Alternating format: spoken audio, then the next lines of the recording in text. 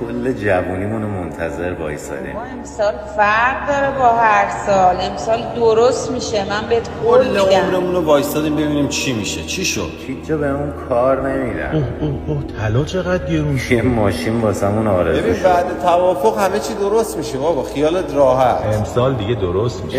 این همه درس بخون تشن فعلا که جنگه، بذار ببینیم جنگی چی میشه، به کجا میرسه. نتونستیم یه خونه بخریم. حالا هر کی داشته قدیم داداش منم مثل تو والا منتظرم ببینم چی میشه. نمیدونم دیگه چی کار باید بکنم.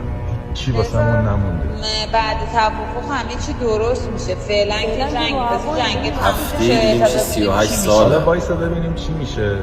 به نظرم همه چی خونه درست چقدر میشه. گرون شد. کاش که همون موقع که میتونستیم اینجا رفتیم. عمرمون چه الکی رفت.